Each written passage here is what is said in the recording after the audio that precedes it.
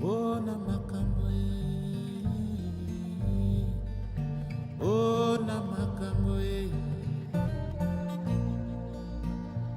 ngai na makambo munu para kile bachuli balutua lutua unu wekloe lutua unu wekloe oh na Adéticopé, ça veut dire que c'est un lieu d'esclavage. Vous comprenez? C'est ici qu'on vend les esclaves. Ma devanture là-bas, c'est là-bas. C'est là-bas le marché des esclaves. Le lieu là est devenu un peu sacré. Sinon, on va vous montrer les chaînes qui servent à retenir les esclaves. On les enchaîne. Vous ne connaissez pas ces chaînes-là? Peut-être que vous pouvez le voir dans les livres. Mais physiquement, oui.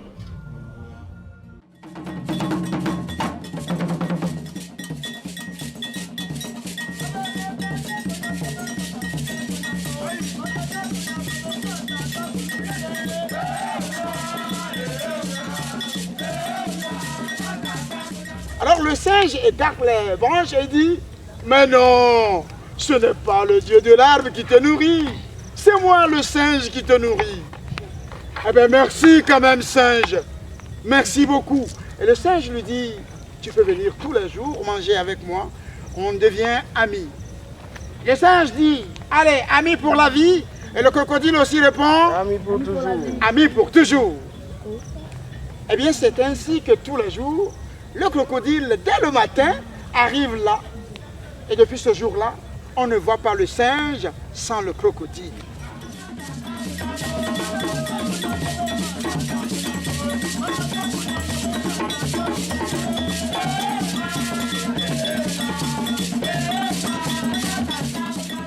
Quand on parle de autour du feu, cela veut dire qu'il y a un groupe d'hommes qui se retrouvent pour échanger.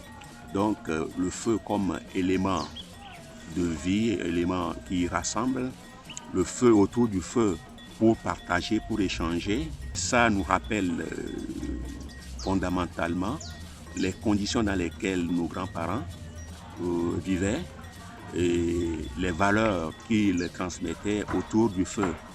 Aujourd'hui, nous nous rendons compte que nous sommes en train de perdre les repères. Il nous faut très rapidement nous ressaisir et donc c'est un travail à faire au niveau des élèves surtout parce qu'ils constituent la relève. Nous ne sommes pas seulement appelés à leur verser des connaissances qui puissent radicalement dans les livres. La vie des Africains, la vie dans nos différentes communautés constitue elle-même un grand livre ouvert et accessible à tout le monde. Et surtout à nous qui l'oublions malheureusement. Il était une fois une mère qui avait 7 enfants. C'était des chèvres. Ah oui. Donc la mère chèvre avait 7 enfants qui sont aussi des chèvres. Mais oui. Ils avaient un voisin loup, très méchant. Et qui était raciste. Les 7 chèvres et leur mère avaient un voisin qui est un loup. Et non seulement il est loup, il est aussi raciste. Oula. Et méchant en plus. Il est méchant. Un jour, l'homme est parti et il voulut essayer de dévorer les chèvres. Mais la porte était fermée à clé. Un jour, la mère chèvre s'en est allée pour chercher à manger à ses enfants. Le loup a aperçu la mère partir et il a dit: c'est le moment. Il a marché tout doucement. Il veut dévorer les enfants. Il est arrivé donc à la porte. Et qu'est-ce qu'il a fait? La porte était fermée. Oh! Et il continue son voyage, il traverse le 3e village. Et là, il voit un chasseur qui est en train de chasser un vautour. Ah. Il demande au chasseur: mais qu'est-ce que vous faites? Il dit: mais regardez ce vautour-là. C'est lui que je veux tuer. Qu'est-ce qu'un vautour a pu vous faire? Il dit que le vautour a mangé tous les oiseaux du roi. Ah, et c'est pour ça que vous voulez tuer le vautour? Il dit oui. Ok, prenez un peu d'or et laissez-moi le vautour. ce que nous avons fait ici hier nuit, dont les traces sont encore visibles, a pour objectif premier de favoriser ou de permettre à ceux qui vont assister à la journée des cultures qui va se tenir le vendredi prochain, 18, de savoir que nous avons commencé très tôt. Et après, réfléchir s'il y aura des ateliers au cours desquels des échanges vont également être organisés pour parler du phare, pour parler de beaucoup de choses. L'objectif serait de ne pas aller couper la trajectoire, mais de la suivre. Et nous nous rendons compte aujourd'hui que nous coupons la trajectoire tout simplement parce que nous portons les noms de nos parents. Mais quand il s'agit d'agir, nous nous éloignons de la trajectoire. Nous coupons la trajectoire au lieu de la suivre. Cela veut dire que nous devons aller à la source et savoir où nous allons. C'est depuis ce temps que les perdus attaquent mes poules. C'est que quelque part, nul n'est méchant volontairement. Coco fele unwa fremavo, fele unchiwa be fremavo. Pone jokwa ya kokwe jokwa ya o. Kokwe jokwa ya Coco, la doigt ya Coco, au mousse à Megbo, la doigt ya. Vous voyez ça? Nul n'est méchant volontairement.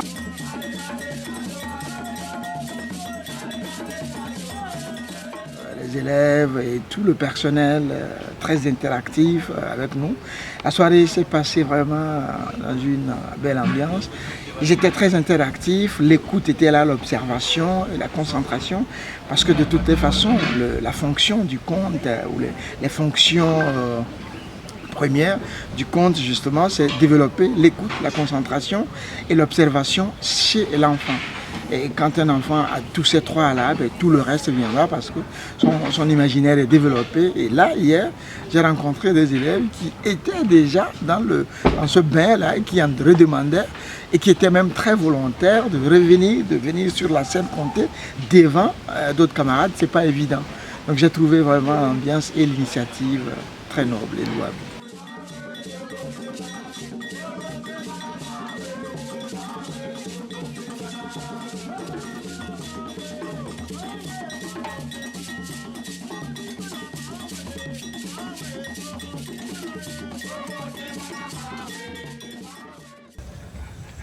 Quand Moriba est revenu à la maison chez lui, il a essayé la chemise, elle lui va comme un gant.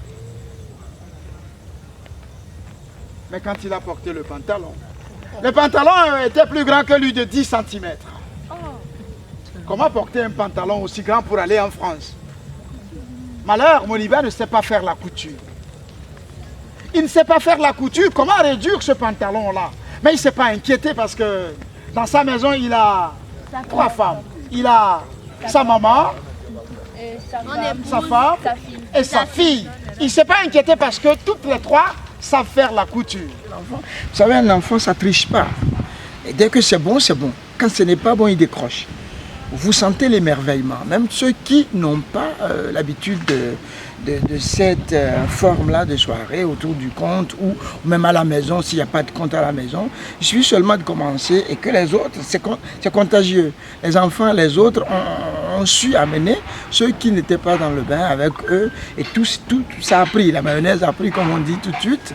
Et moi, en tout cas, j'ai senti cet intérêt-là de tous les enfants à la chose, de tous les enfants. Et il y en a même qui nous ont raconté des histoires avec leur propre imaginaire, des loups qui sont frugivores, qui mangent des mangues et tout. Vous voyez, l'imaginaire de l'enfant, on ne peut pas l'arrêter. Dès qu'un enfant commence comme ça, eh bien, c'est qu'il est parti. Et par ricochet, tous les autres enfants suivent et veulent aussi créer des personnages qui ne sont pas forcément des personnages que nous connaissons habituellement. Ça voudrait dire que quelque chose, la machine a fonctionné quelque part.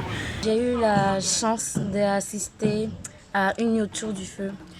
On a fait une soirée autour du feu. Ça s'est bien passé, j'ai appris des contes et je voudrais ouvrir ça. Dès le lendemain matin, les voici partis avec ses amis sur leurs chevaux. Alors ils ont galopé, ils ont traversé toute la savane, ils ont traversé des forêts, ils arrivent dans un désert. Et là, dans ce désert-là, l'eau vient à manquer. Ils ont très soif. Ils descendent de leurs chevaux et ils se couchent à même le sol, le dos contre le sol et regardent le ciel comme s'ils attendaient un miracle. Un moment, Saad sursaute. Il monte sur son cheval et il se met à galoper. Il galope très fort. Il fait le tour d'un terrain plus grand, d'une surface plus grande que 2 terrains de football réunis. Il a fait le tour et ses amis se sont réveillés. Ils ont dit, oh là là, le pauvre, il n'a pas résisté. Il n'a pas pu résister à la chaleur et à la soif de ce désert-là.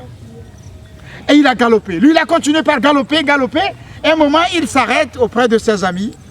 Il descend de son cheval et il recueille la sueur de son cheval et la boit. Et il leur dit, en fait, je me suis rappelé d'un conte que me disait ma maman tous les soirs. Et dans ce conte-là, elle m'a dit que dans le désert, si l'eau vient à manquer, seule la sueur du cheval est buvable parce que non salée. Eh bien, les amis ont fait autant. Montés sur leurs chevaux, ils ont couru, ils ont galopé et ils ont aussi bu.